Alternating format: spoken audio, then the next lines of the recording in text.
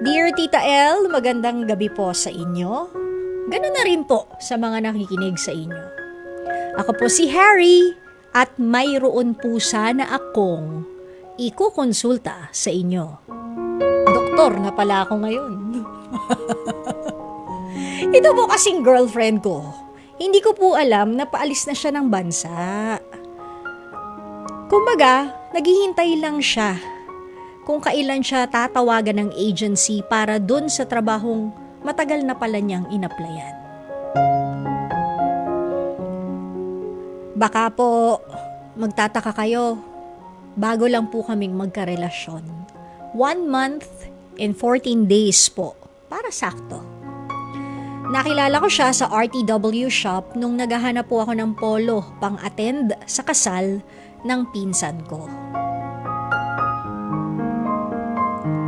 May kakulitan siya bilang bantay ng store pero tingin ko yun yung nagpagayuma sa akin kaya binalik-balikan ko na siya doon. Malapit na nga yung kasal ng pinsan ko, di ko pa nabibili yung polo eh. Gusto ko po kasi siyang makita kaya ginawa ko, niligawan ko na at naging kami na nga po. Kaso, ngayon ko lang nalamang aalis na pala siya. Sinabi ko sa kanya na malungkot para sa akin.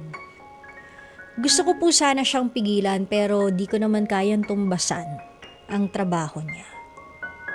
Aasa na lang po ba ako na walang magbabago sa amin kahit magkalayo na? Maraming salamat po at hanggang dito na lang, Harry ng Rizal.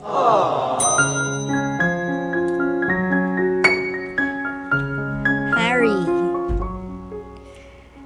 are you in a hurry?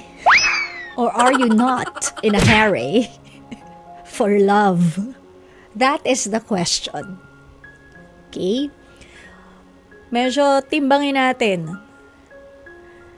1 month and 14 days. So 1 month and 2 weeks pa lang kayo.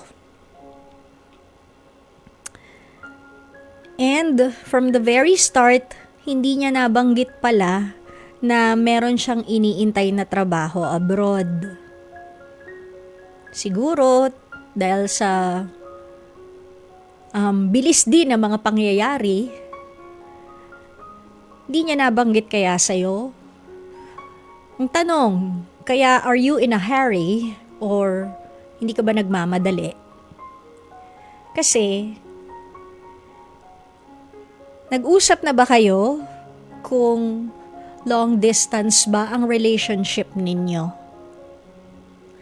Or, wag muna kayong maging kayo and tingnan natin kapag dumating ang araw na magkatagpo kayong muli at magkatama ang inyong mga mata at baka mahal nyo pa rin ang isa't isa at baka pati ang labi ninyo ang magkatama.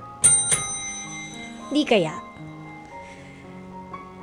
Gaano na ba ang love and time that you have invested in our ate RTWD na girl para masabi mong mahal na mahal mo siya? Kasi baka natuwa ka lang kasi ang kulit niya, lively siya. 'Di ba? Kasi aalis na siya. Di naman nakalagay sa letter kung gaano katagal siyang mawawala. But usually, 'di ba, ang mga kontrata is 3 years, 5 years, 6 years. Kaya mo ba ring mag-antay, Harry? Are you in a hurry? Usually 2 years ang contract. So, kaya mo bang mag-antay ng 2 years? Are you willing na mag-long distance relationship kayo? Kasi marami na ngayon. Pwede ng video call. Pwede kayo magtawagan araw-araw, hindi ba? So, sa loob ng 2 taon, kaya mo bang tiisin yon? Kaya rin kaya niya. Siguro maganda nito, mag-usap kayong dalawa kung paano magiging setup ng relationship ninyo. Wala namang masama if you try long distance relationship, 'di ba?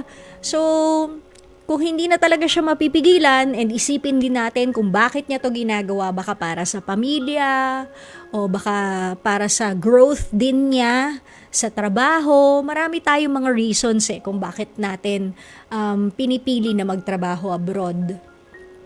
So kung ano man ang reasons niya, suportahan mo yon. Kasi 'di ba minsan, ganun talaga yung pag-ibig. Pinawawala natin at pag bumalik, then sa'yo talaga yon. 'Di ba?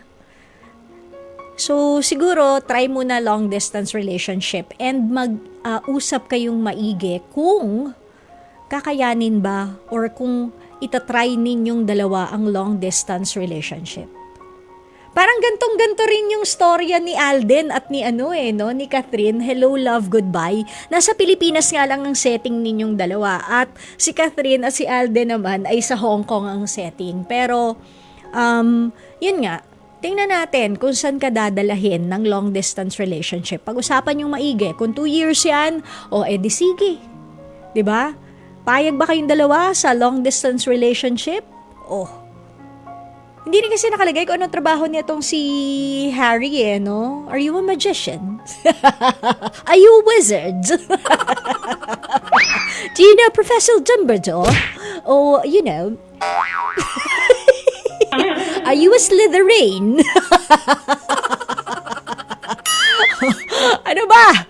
So, yun nga, Harry, try nyo muna mag long distance relationship. Kung hindi mo kayang mawala siya sa buhay mo, then sabihin mo sa kanya. And pag-usapan nyo ang long distance relationship. Okay? Sana wag ka rin bibitaw baka mamaya pag ikaw yung nahirapan, ikaw pa yung bibitaw, 'di ba? Di sana matagal mo nang binitawan. Bago umalis, nag-break na kayo. Basta wag ka susuko.